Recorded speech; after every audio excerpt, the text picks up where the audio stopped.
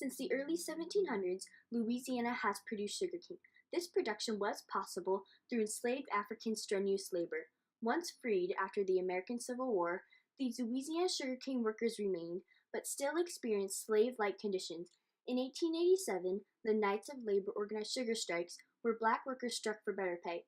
The sugar strikes resulted in the Thibodaux Massacre, a conflict in which white vigilantes killed up to 60 workers. The Thibodaux Massacre was one of the many violent incidents that contributed to the unfair compromise of the low-wage economy and limited union growth in the South today. The establishment of slavery in the South led to the barbarity shown at the Thibodaux Massacre conflict. In 1701, French explorer Jean-Baptiste Le Moyne brought sugarcane with him to Louisiana. Being a labor-intensive crop, strenuous, cheap labor was required. When France refused Moyne's request for slaves from West Africa, he traded his Chitimacha Indian slaves from the Mississippi River Valley for black slaves from the Caribbean. Slavery became an important economic source of labor. By 1859, in the Thibodaux region, 21,276 slaves produced 350,000 hogsheads or barrels of sugar annually. Former slave and abolitionist Frederick Douglass described Louisiana sugar country as a life of living death. Slaves were hunched over planting seeds by hand, and as the stalks grew, used heavy cane knives to remove weeds. Workers processed sugarcane into molasses and sugar. Poor conditions caused tragic deaths from workers, stumbling while operating the boiler, being scorched from juices, and losing arms in the cane crushers. Slave John Moore shared, "If they don't do they work, they buck them down and whip them. They tie their hands and feet together and make them put their hands tween the knees, and put a long stick tween the hands so they can't pull them out, and then they whip them in good fashion." In the radical Reconstruction era following the Civil War, black and white Southerners struggled to build a new society, but ultimately whites prevailed. In the reconstructed South, black Americans were still taken advantage of. Southern planters' views of slaves in the same context as cattle did not change during Reconstruction. Covert societies like the Knights of White Camellia, White League, and the Ku Klux Klan threatened Louisiana freedmen. From 1882 to 1936, at least 333 lynchings of black men occurred in Louisiana. By 1877, Reconstruction ended, and the Compromise of 1877 occurred, which put President Hayes in office and removed federal troops from the South. The civil rights freed blacks had attained through the Civil War were not fulfilled because of white rule in the Southern states. In slave-like conditions, at least 10,000 workers on sugar plantations were paid 65 cents per day. Monthly, each worker received about $13 in pasteboard tickets to be used at the plantation store for food and necessities that had been marked up 100%. The Thibodaux sugar strikes and resulting Thibodaux Massacre conflict were organized by the Knights of Labor, or KOL. The Knights of Labor, beginning in 1896, were originally a secret society of tailors devoted to the laboring classes. Under Terence Patterly's leadership, establishing an 8-hour workday and an improvement working conditions were priorities to the Knights of Labor while renouncing violence. The New Orleans Times-Picayune states on March 19, 1880, describing a strike for better pay. It appears that a number of Negroes organized themselves into bands and went to every plantation in the neighborhood, endeavoring to make the strike a general one. When a laborer refused to join them and quit work in the fields, he was immediately attacked with sticks and canes and badly beaten. Once again, in 1885, black Louisiana sugarcane workers struck for better pay with help from the Knights of Labor, which demanded that the Louisiana Sugar Planters Association, or LSPA, pay laborers $1.25 each day, change pay from pasteboard tickets to cash, and pay extra for night work. These demands seemed highly unreasonable to the LSPA, which rebuffed the KOL's request. Therefore, 10,000 plantation workers in Louisiana walked off their job, claiming they would not return until their needs were met. According to author John DeSantis, it was an amazing event because the idea of people who had only been emancipated for 20-some-odd years in 3 separate jurisdictions organizing to the point where, on the appointed date, everybody laid down their tools and would not work is amazing. I don't know that you could do that today. The timing could not have been worse for plantation owners who were just beginning the harvest.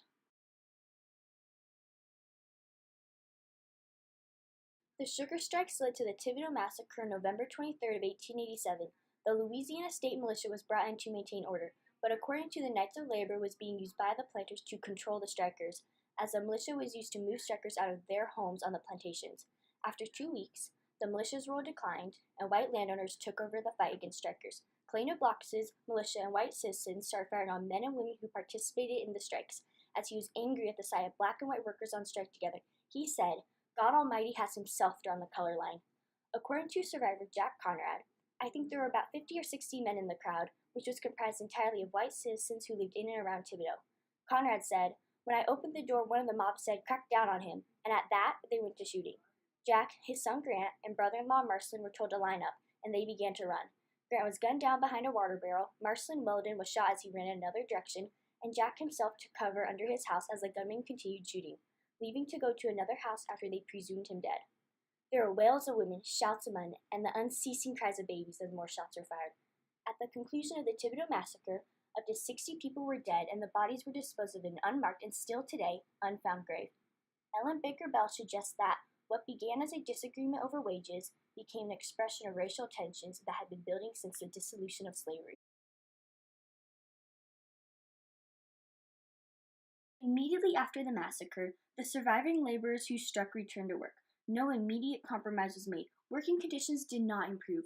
The New Orleans Knights of Labor suggested an investigation of the entire affair, but no investigation took place. Although the Thibodaux Massacre did make it into the U.S. Congressional Record, acknowledging that it did occur, no further actions were taken by the government to solve this inhumanity. The slave-like conditions for workers on sugar plantations prevailed.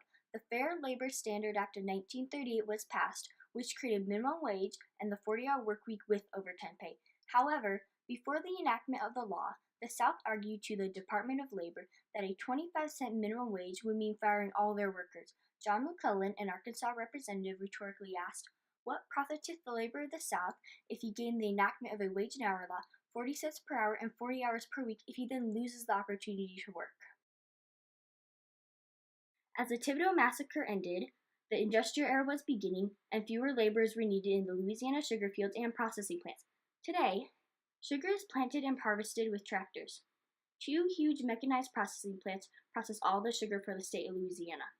Since the Thibodaux Massacre conflict, no significant compromise was created that made black labor conditions equal to white workers in the South, especially in Louisiana.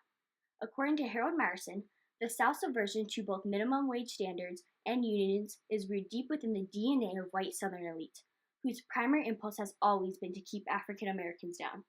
A 2015 estimate put the per capita income rate in Louisiana at $35,000 annually for whites and $15,000 annually for blacks. The Thibodaux Massacre conflict contributed to the limited growth of unions in the South. The Center for Economic and Policy Research states that in Louisiana, in 1983, the percentage of the workers in unions was 18.1%, and by 2008 had decreased to 5.6%. According to Harold Myerson, due to the South's low-wage economy and cheap labor, in 2012, General Electric reshored its production of refrigerators and water heaters from Mexico and China to its Appliance Park factories in Kentucky. In addition to General Electric, companies across the globe such as Apple, Boeing, Starbucks, Lenovo, Jeld-Wen, Mercedes-Benz, Honda, Toyota, and Hyundai have all expanded their companies to the southern states because of cheap labor. Michelle V. Rafter acknowledges that today, however, even Chinese companies are building factories in the southeast, ducking rising labor costs at home.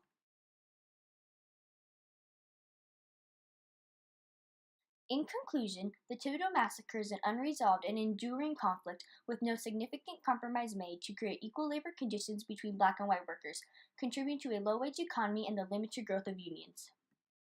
Historians have agreed, including John DeSantis, that besides the sugar strikes and barbaric massacre, many violent conflicts have added to the South's poor economy.